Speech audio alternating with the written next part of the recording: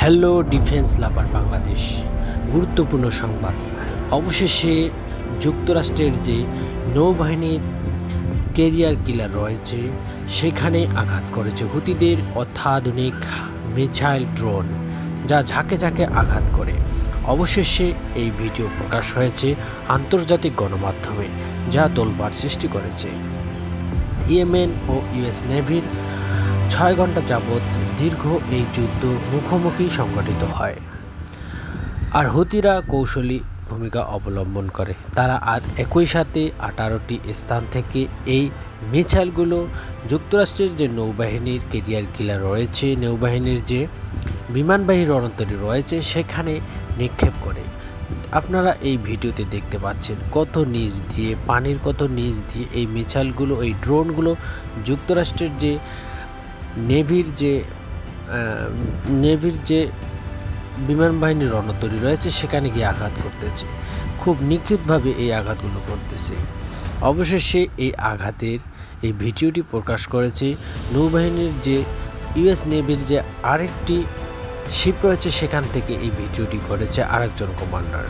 এই ভিডিওটি খুবই গুরুত্বপূর্ণ এবং বিশ্বে প্রায় তোলপাড় সৃষ্টি করেছে। হুতিদের যে ড্রোনগুলো রয়েছে, যে হাইপারসনিক মিসাইলগুলো রয়েছে, সেগুলো খুব নিখুঁতভাবে আঘাত করেছে ইউএসের এই বিমানবাহী রণতরীতে। আর এই বিমানবাহী রণতরীগুলো নিয়ে ইউএসএ নেভি খুব দ্রুত স্থান ত্যাগ করে, যেহেতু হুতিদের ছোড়া মিসাইলগুলো খুবই নিখুঁত এবং ভয়ঙ্করভাবে আঘাত করতেছিল। এবং আমেরিকার যে আকাশ প্রতিরক্ষা ব্যবস্থাগুলো রয়েছে এগুলো খুব টার্গেটগুলো শনাক্ত করতে পারতেছিল না, যেহেতু 18টি স্থান থেকে একই সাথে হামলা করতেছিল। তো বন্ধুরা, আপনারা জানলে অবাক হবেন যে আমেরিকা এই হামলার পর ইয়েমেনে ব্যাপক হামলা শুরু করেছে বিমান হামলা দিয়ে, এবং এই হামলা কয়েক ঘন্টায় ইয়েমেনের 17টি হামলা নিহত হয়েছে 2 জন। আমেরিকা হলো এমন একটি দেশ, যখন আমেরিকা খুব আঘাত পায় বা কেউ আমেরিকার আধিপত্যকে খর্ব করে, আমেরিকা তা স্বীকার করে না, কিন্তু তার এই প্রতিক্রিয়ার মাধ্যমে জানা যায় আসলে আমেরিকা কতটুকু ক্ষতি এবং ক্ষতিকর সম্মুখীন হয়েছে। তো বন্ধুরা, আপনারা জানলে আরও অবাক হবেন যে আমেরিকা এই বিমানবাহী রণতরীগুলো যে দেশের উপকূলে মোতায়েন করে সে দেশের গলা শুকিয়ে যায়, কারণ এগুলো খুব শক্তিশালী এবং ঝাঁক আকারে আসে। তো বলা চলে হুতিদের হামলায়, হুতির মতো একটি ছোট দেশের হামলায় আমেরিকা কুপঘাত হয়ে গিয়েছে। হুতিদের এই অত্যাধুনিক হাইপারসনিক মিসাইল ও সুইসাইড ড্রোনগুলো এমনভাবে নিখুঁতভাবে আঘাত করেছে যে আমেরিকা পালাতে বাধ্য হয়েছে। তো বন্ধুরা, আপনারা জানলে আরও অবাক হবেন, হুতিদের এই মিসাইলগুলো সরাসরি ইউএসএ নেভির যে বিমানবাহী রণতরীগুলো রয়েছে সেখানে আঘাত হয়েছে। আপনারা জানেন আমেরিকা এবং ইসরায়েল হলো এমন একটি দেশ যারা শুধু সামরিক ভাষা বোঝে।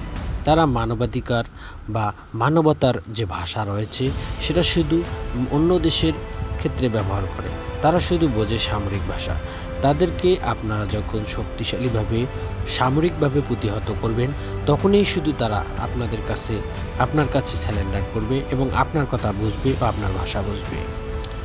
আমেরিকা ও ইসরায়েল আপনারা যতই আঘাত করুক না কেন ড্রোন মিসাইল দিয়ে, তবু তারা স্বীকার করবে না। তারা শুধু বলবে যে আমাদের এতজন লোকের এতটুকু আঘাত হয়েছে, তাদের কোনো নিহত বা প্রতিহত হয় না, সারা শুধু আহত হয়।